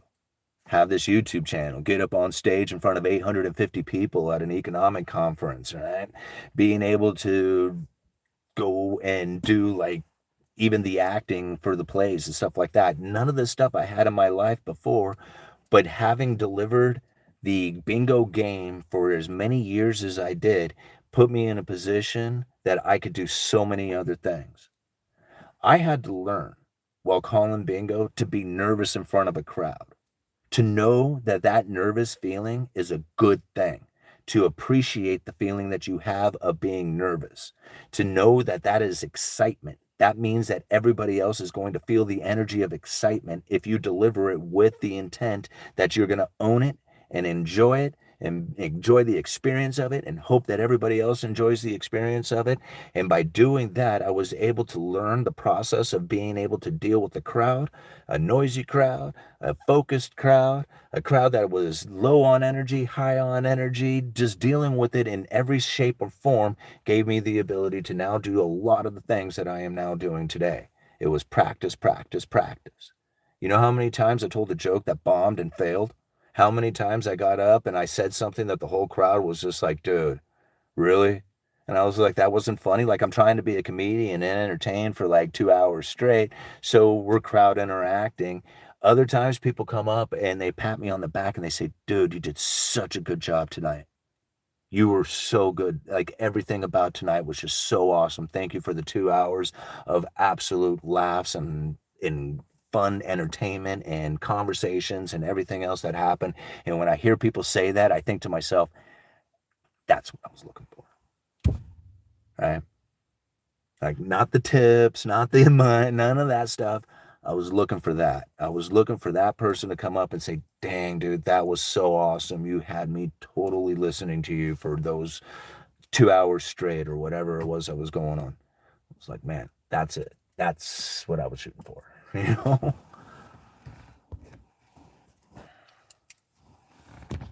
All right, moving on. Your delivery is paramount. Oh, thank you, Deja Vu. Well, I really appreciate that too. I do, because you guys hear me stutter, you guys hear me pause, like I'll fumble words. That part doesn't matter. It's owning it. It's owning it for yourself and knowing that you're going to do it, and that's okay. That it's okay to mispronounce a word, it's okay to fumble, it's okay to do all that stuff. But if you're authentic and real and confident in everything that you are saying, like you're saying it because you truly believe it, that's how the message gets delivered and is appreciated. And with appreciation comes enjoyment, whether they even like it or not. Like, that's what I love about it, is that a lot of people don't like what I have to say. Like, they literally don't like it. They hear my words and they're like, man, I don't like what you just had to say. But because it was delivered with authenticity and in confidence and saying, man, this is what I really truly believe, people are okay with it. Right? Like, they don't want people don't want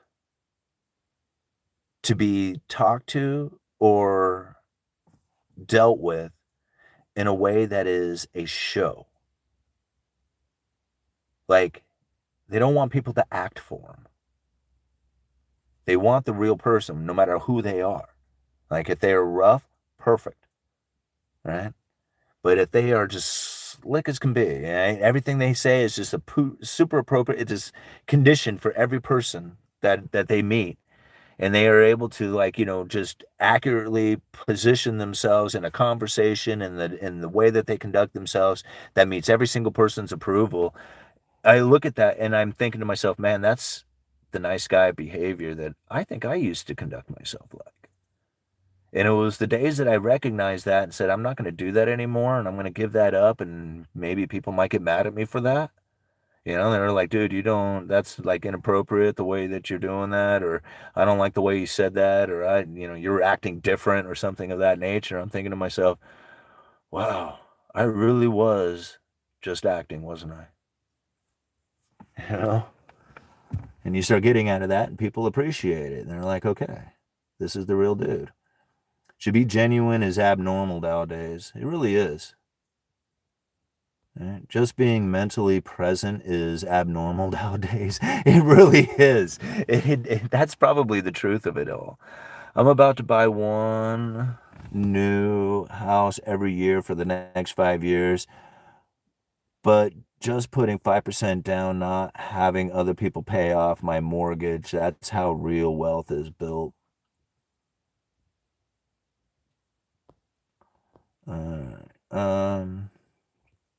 All-nighter hider, amen to that. Isn't that true?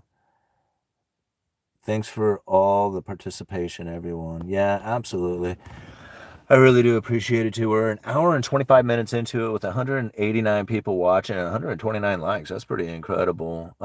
We always seem to fall off topic towards the end of these live streams, and I really wanted to stay focused in on that neutral interest rate for people to study, especially coming across this economist, Wicksell, and knowing like he had observed the neutral interest rate from 100 years ago, and how it is that neutral interest rate can be positioned, or how the current interest rate, the market interest rate, is positioned either in an accommodation or restriction in accordance to where the neutral interest rate is, and knowing that neutral interest rate does not stay present or stay still, and it's hard to recognize it in the present. It's now comes up to like where you feel the neutral interest rate is moving to, and what it is that you think the Federal Reserve is doing with the Fed funds rate in an attempt to get to neutral. Very complicated in all of it, but once you start to see it or recognize it, it starts making a lot more sense. All the politics and everything else doesn't, unless you're thinking, well, is there some sort of effort out there, conspiratorial effort, to use the tariff or the credible threat of tariffs to raise the inflation expectation, to raise that neutral interest rate, to make the economy less restricted? I don't know. I mean, it's something that I had predicted, that the neutral interest rate would rise in accordance to the expectations. I didn't know they would use tariffs to do it. So in my mind, yeah, it seems kind of conspiratorial, right? That they would use tariffs or the credible threat of tariffs to raise the neutral interest rate in order to make the economy less restricted. Now, again, like, I didn't say, in videos in the past that they were going to use tariffs to do it, but I did say in the past that the neutral interest rate would rise on an inflation expectation. How they were able to do it, I didn't know. Like, if you could keep the supply chain broken somehow, that would do it. Well, this is kind of keeping the supply chain broken. All right? It's one of the reasons why the new Fed FOMC guy, what is his name? Myrna? What? God, I can't even think of his name right now. Anyway, it's one of the reasons why he's probably saying that the Fed's actions aren't creating the inflation. It's because he's probably right. The inflation expectation is creating inflation due to the credible threat of tariffs.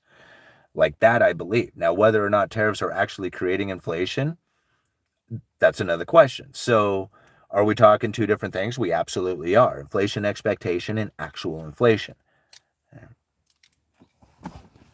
Because they are two different things.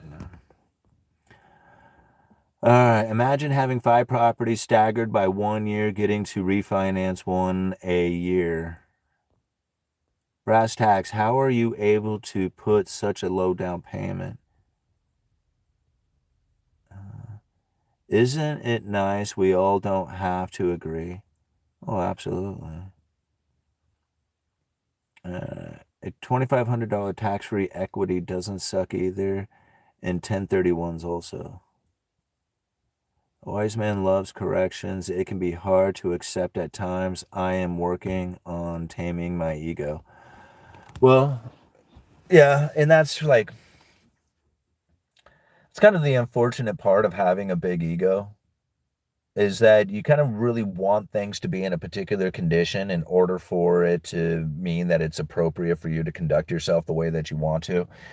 And this is where I think a lot of times that I actually got held back, right? I've like held myself back because I just didn't feel that things were going down the way that they should be. Instead of just enjoying the process, I would be like, no, the process has to look like this, you know? And once I started letting go, I started realizing that, man, nothing goes down the way that I would ever have expected it to go down. Like, not the way that I did anything. Like, literally nothing went down the way that I thought I would have expected it to. Not the way I bought the house, not the way that I got the money, not the way the YouTube channel blew up, not the way I met George Gammon, not the way I got on stage, nothing, none of it, not a single thing. None of it went down the way that I thought I would have done it. Like, I didn't plan to do any of that stuff. So as it was happening, I was just like, okay, let's do it. Let's do it. And so the path was already there. I was just going down it. And I didn't know what it was that I was doing. Like, that literally was the case. I just know that the things that I had done in my past led me to right where I was at. Doing the bingo calling, starting the YouTube channel, not blasting that YouTube money when it was coming in really big on the ideas of what was happening within the lumber industry and how my videos were just absolutely blowing up at the time. Like, I took that money and people were like, are you still driving that old car? And I'm like, yeah, I'm not spending money on a new car. I'm paying off my debts and I'm going to buy a house because I have way different ideas of what it is that I'm going to be doing with this because I know this money ain't going to last. Eventually, the lumber game is going to come to an end and people are not going to be that concerned or worried or even uncaring about what's happening within the lumber industry. And that's why people were watching the channel as much. I knew that to be the case. So it was just like, I mean, hopefully my monetary policy theories will be enough because lumber is going to be really boring here before too long. And that's exactly what ended up happening. Yeah.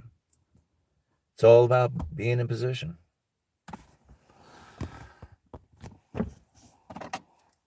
I just kind of ramble on at times, don't I? All right, you have to have some ego, or you never have the courage to go do anything. I don't know. Is ego courage?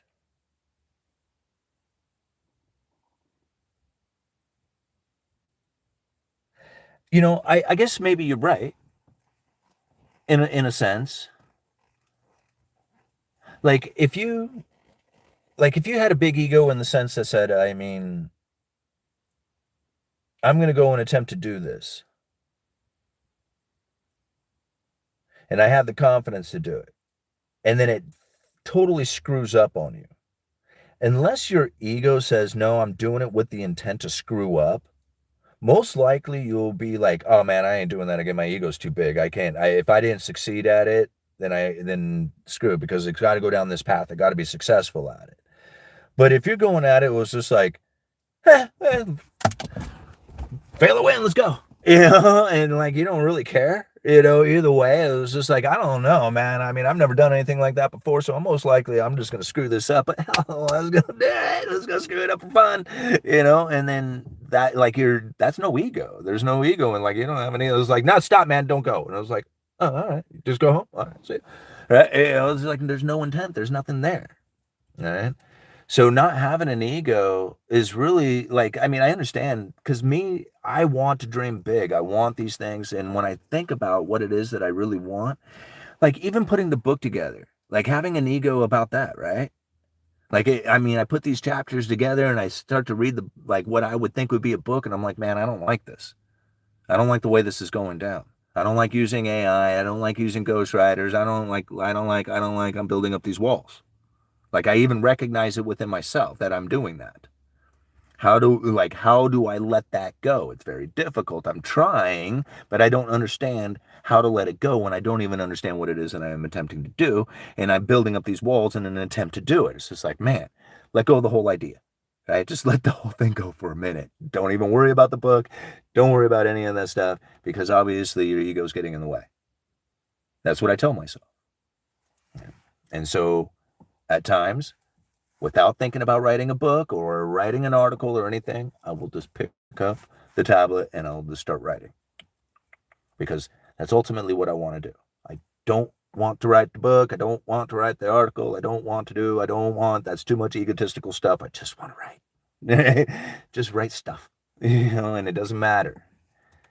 Once I start doing that, it starts to really flow out. It starts to come out in a much easier fashion.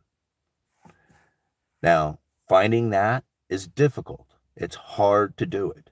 And now my whole life, being an egotistical person and recognizing that, is the challenges that I face. This is the path that I am on, right? This is what I need to do in order to then conduct myself in a way that is going to be more appropriate, is recognizing these egotistical walls that I have built up that are now complicating the situation. If I could just let it go, it would just naturally flow. The path would be there. Yeah. All right. You have to have a massive ego, in my opinion. Yeah, your rates are high, but your prices are really low compared to Canada. Everything up here is 400 grand, and I'm backwoods. Let go thy ego. All right. Perhaps Americans are complaining about historically normal rates, higher than they've been for a while, but not high. Well said, Pete. Laugh out loud. Yeah, for sure.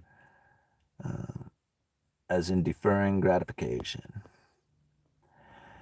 You guys are awesome. What do we got? An hour and 35 minutes into it with 177 people watching, 140 likes. You guys want to stick around for a little while? Get it up to 150. Let's get it up to 150 likes, and we'll stick it out for a little bit longer. My ego runs rampant.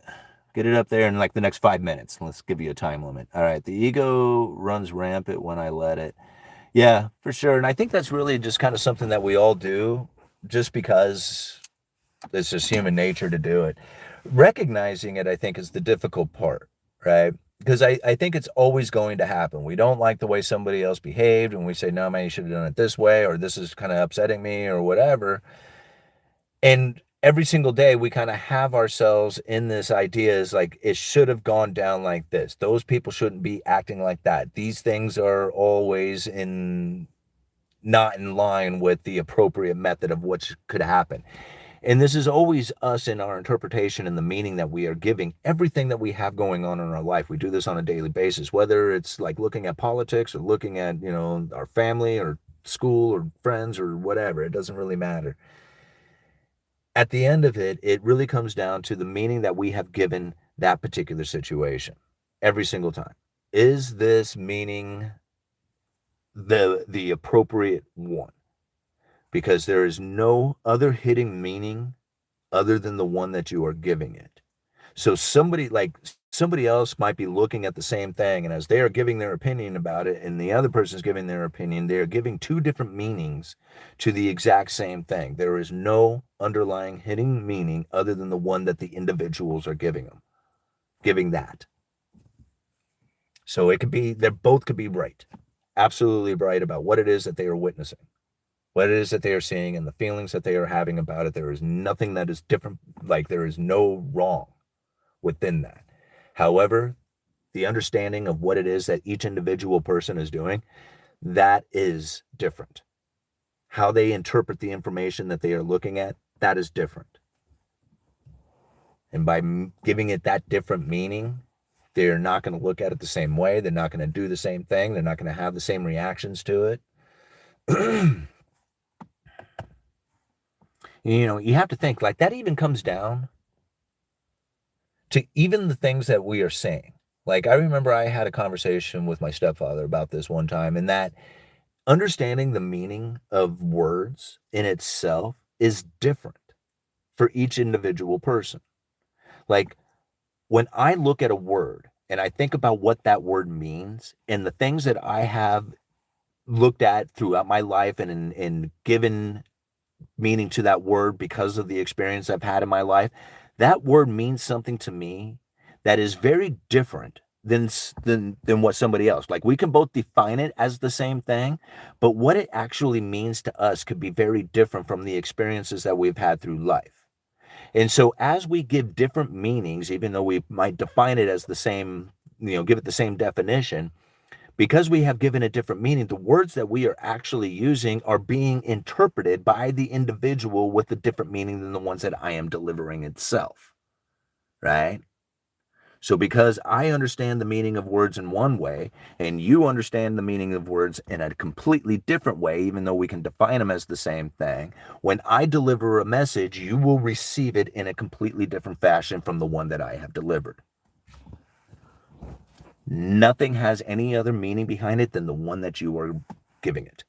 That is it, right? I can't deliver a message with the meaning that you are going to receive that is the same as the one that I have delivered. It can't happen. So think about that.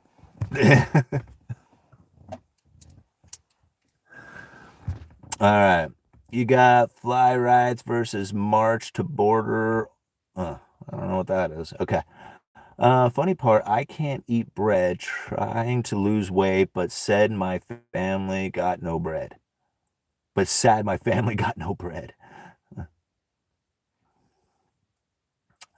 I roast my own coffee.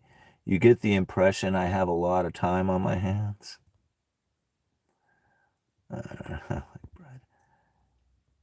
I think about how difficult it is to convey your message to this group at times.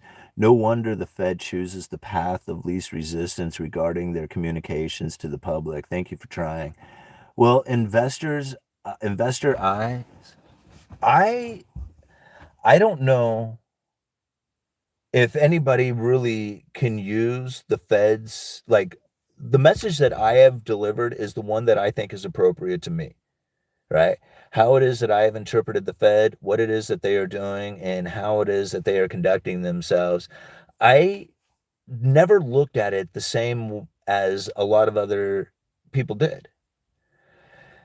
And because of that, I ended up like really kind of moving off in a theory and an idea that was so far different from what other people were saying that it seemed like it was just unique to me. Right?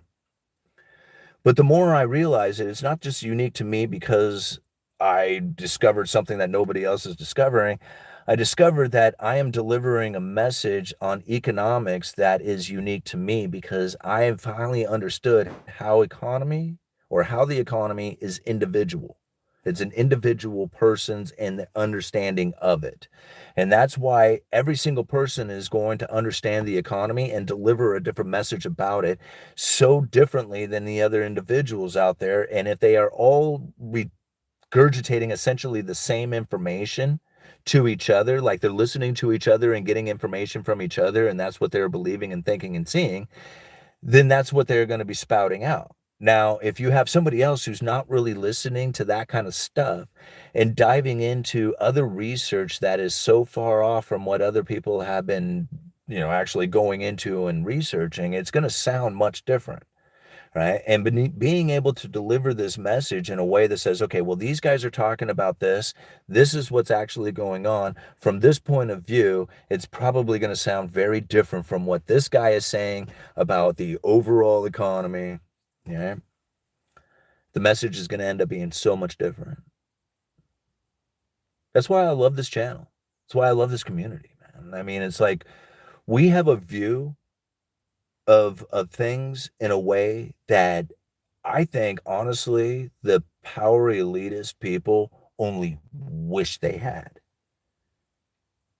I'm serious about that. Like, we on the boots on the ground, people who are working our day jobs have absolutely firsthand view of everything that is happening within the economy. Most people can't really recognize it because they don't understand the underlying economic forces. And if you don't understand the underlying economic forces, you will fill in the blank with assumptions. And that's generally how the majority of the people, even including the mainstream media, conduct themselves. And when they do that, they do not recognize the underlying economic forces. They are right there, present, ever present, right in front of you. And if you have a regular average day job, you probably have the best position to see it. And think about it, like you have to live your life to create the data that somebody else is going to read in order to position themselves. Think about how late that is. You have already done it. They're reading about it and trying to do something about it. How quick to it are you? You're right there. You're on the cutting edge, way before anybody else. But if you can't see it, it isn't helpful. It's not useful. In fact, you'll probably be blind to it. And then, in worst case, trying to see it through politics will then totally distract you from it. And you won't be able to do it. Oh man, it's Biden's fault. How many times did I hear that? It's Biden's fault. It's Trump's fault. And I'm thinking,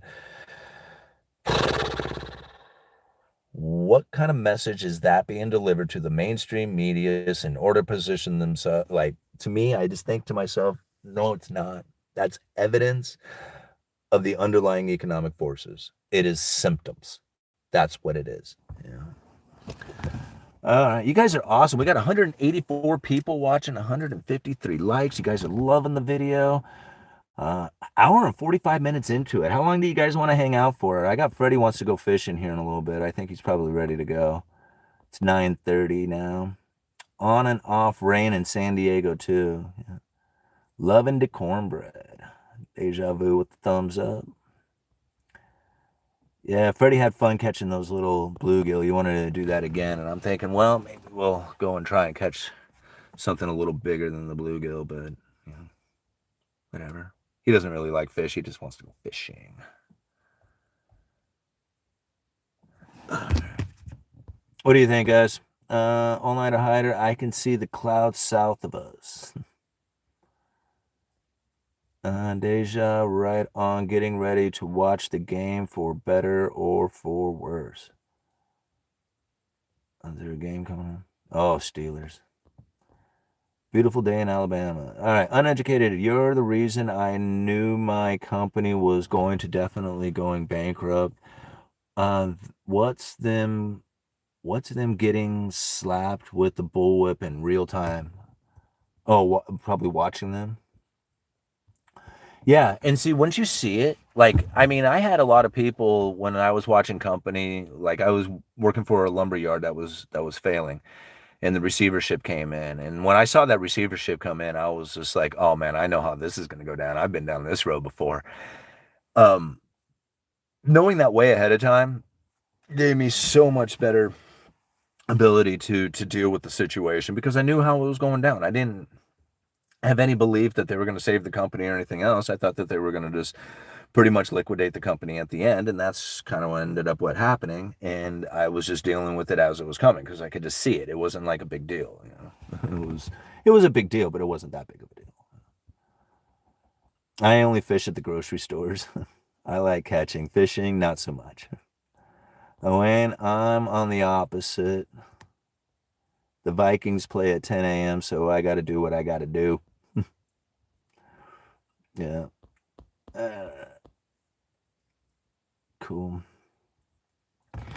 Yeah, it's getting pretty close. The salmon were running up the Columbia big time this year, so it was I mean, everybody was talking about it, how they were just absolutely slaying them out there. And so I would imagine they're probably going to be hitting the creeks here really soon. So going and fishing like some of the creeks and getting them out of the before they get too dark. Like once they get into the creeks, they start really, you know, salmon are basically running the creeks to die. You know, they're going to go up there and spawn and die. So when you get them out of the ocean, man, that's the freshest. By the time they get to the creeks, they're starting to get a little older. And if they've been in the creeks for a while, then they can get pretty dark and pretty ugly. But when they first come up, yeah, not so bad. You know, they can, you know, you can catch some pretty decent ones in that, you know, during that time. Anyway, you guys want to call it quits?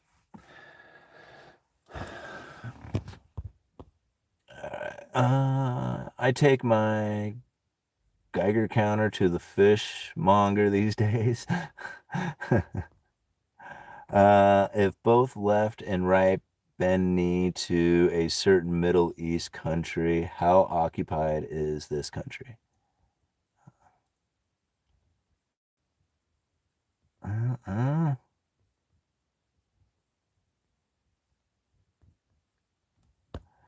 183 people watching. Do we have any more questions? Any more comments? Want me to break anything down, or should we just call it quits? I mean, with this many people watching, I don't mind keeping going for a little bit longer, but I don't know what else I can cover on this. I mean, we can talk about monetary policy strategies for a low neutral interest rate world, but I think I've covered that speech so many times now that there's no real reason to go back over it yet again. I think the idea right now is for the Federal Reserve doing some sort of attempt to try and get the Fed funds rate at neutral, whether that's raising the neutral interest rate by an inflation expectation through credible threats of tariffs, or some other chaotic situation that may be presented into the future that would do it, or the Federal Reserve lowering interest rates to eventually achieve that neutral rate, but it's the rate that is neither accommodating nor restricting the economy. And this is something that Wicksell, and the Wicksellian, what do they call it? Differential, the Wicksellian differential, and that is the difference between the neutral rate and the current market rate, whether that's accommodating or restricting the economy. It's very interesting to think about, and how it is that it actually makes the economy far less restricted than anybody had ever considered it. You know, if that neutral interest rate rises and it gets ever closer to the Fed funds rate, then the economy is less restricted, you know, at that point. And not a lot of people will see it. And I don't think a lot of people would actually experience any kind of benefit from it unless you are in a position in which that you are borrowing money to get a return on that, like borrowing good money or good debt, borrowing money to get a return on it. I could see where the, you know, financial conditions being less restricted would benefit them, or it would benefit the people who had assets that gone up on an inflation expectation, and then having that elevated position be able to be deployed into an economy that has far less inflation than was anticipated. Like the inflation is low, inflation expectation is high, asset prices go up. The benefit to the top 20% of people, because they own the assets, they get to deploy that money into an economy that is far less inflation than anybody had realized. And that seems to be, or far less restriction than anybody realized. There's inflation out there, but not as bad as I think people are really thought it was going to be. So many avenues to look at. I don't know. It stinks like fish. I don't eat it. More so, flesh falls apart, but tastes too. Yeah. Okay. Hello, my fellow Americans. The news keeps getting better and better. See, your name is Wick. See, like Wicksell. All right. If they're in early stage decomposition, that's yucky. Yeah, I don't know. Like, I don't remember. I mean, outside of being frozen by the individual who I know caught it, I don't think I've had any kind of fresh fish, like fish that wasn't frozen, that wasn't delivered to me the day that it was caught, and I would cook it then.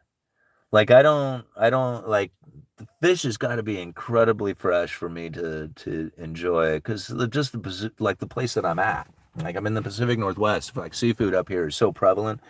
It is everywhere, and to have anything, like, old, you know, so to speak, or freezer burned or anything like that, it's like, it's what, I don't know, like, I'm not that desperate for it. It's gotta be, like, really good. Even the ideas of, like, something, like, simple, like chanterelles, when I go up chanterelle hunting or picking, you know, for the mushrooms, I will pick a lot of mushrooms But really, the ones that I want to eat, the ones that I'm going to saute and eat, are going to be the tiniest little button mushrooms, like the absolute perfect ones. I don't want like a big pile of like really old giant chanterelle mushrooms, even though people are like, oh, they're the same. Nah, not for me. I want the tiny, I want the perfect little ones for my entire plate of sauteed mushrooms. The rest of them can go in the stew. And that's the way I feel about it. Like if I have the opportunity to only eat the absolute best one, then that's what I'm going to do. And I'm not going to really settle for anything else. Not when I have the opportunity to have it so much better. All right, Uneducated Economist, can you do the next show about national debt? Well, I'm not like what is the concern about the national debt? Like, are you concerned about it growing deeper or getting paid off or something of that nature? Because like there's no way that it's going away and there's no way that it's getting paid off. And so is it going to get deeper? Absolutely. It's going to go way more than what we are experiencing today. Now, the hard part about it is to understand that the United States is in a position in which that I don't think a lot of people have given them enough credit for or understanding, and that is to be the provider of a safe and liquid asset. Being a provider of a safe and liquid asset is not easy. Most people don't even trust the United States to do it, let alone anybody else. And without it, then there is literally no economy taking place. So to understand that the safe and liquid asset is the US Treasury debts, that's the national debt, that is the demand for doing world trade that nobody else can provide. And if we want to do more global economy, more world trade, then we have to have something that they can use as a safe and liquid asset.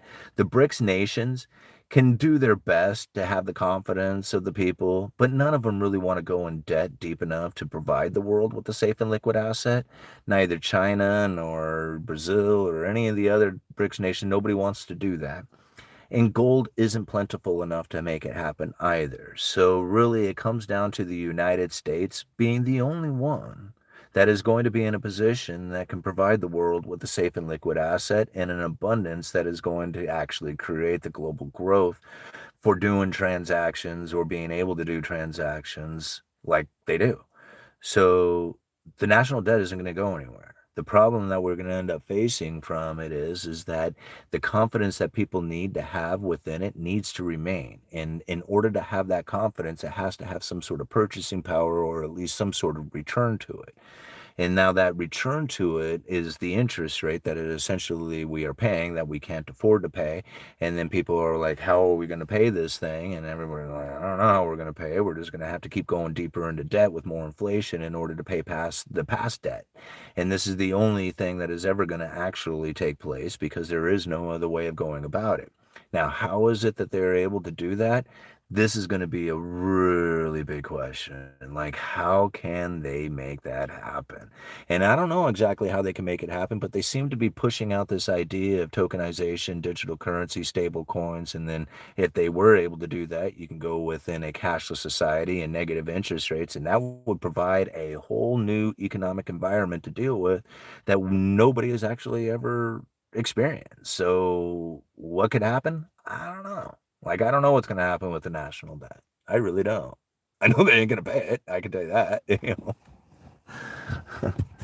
I mean, and when they do pay it, it's going to be paid back in deflated dollars, right? Or inflated dollars, I should say. But, with less purchasing power dollars. There we go. I was risk averse, kept my money in the bank, don't do what I did. I don't know. I mean, I have my money in the bank. Yeah. I have my money. I have my money in the bank. I don't have it all in the same bank, and I don't have a lot of it on different bank. Like, I mean, have it spread around and stuff, but I'm not worried about bank failure kind of thing. Like, that's something that I, I'm.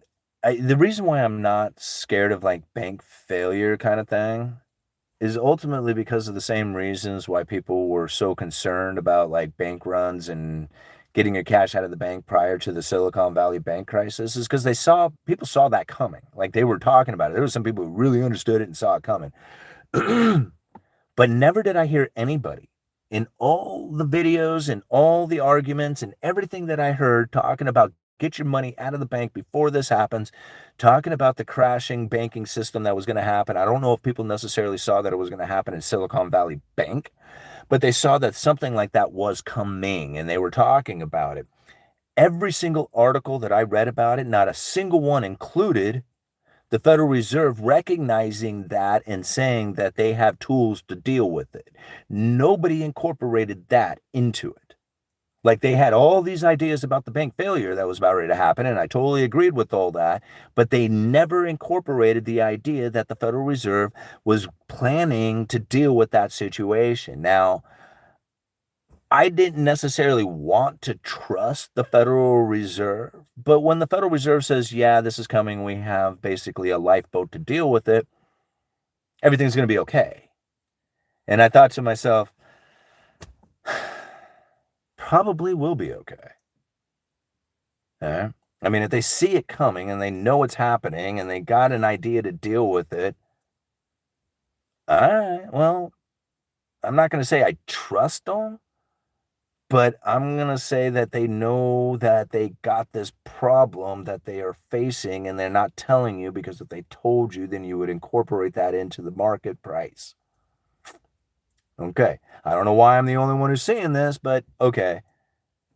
Silicon Valley Bank crash, bank term funding program launched. Didn't know it was going to be that, but I knew it was going to be something. Right? And then they bail out all the bank or bail out everybody's deposits or whatever it was that went down. So I wasn't scared. I recognized the fear that people had.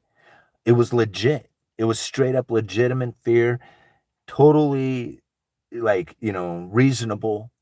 But what nobody seemed to incorporate into that fear was the fact that the Federal Reserve was recognizing that and was trying to appropriately warn people without saying, hey, we're going to deal with the situation, because if they came straight out and told you, you would price that into the market, into the market price.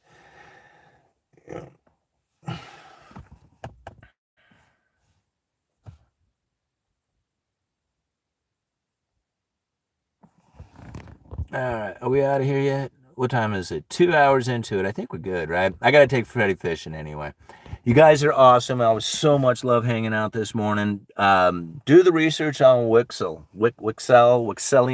the Wicksellian deviate. What did they call it? The Wicksellian. Yeah, they have a name for it. It's the differential, the Wicksellian differential. That's it. That's the new economic theory understanding of R star, because R star is too complicated.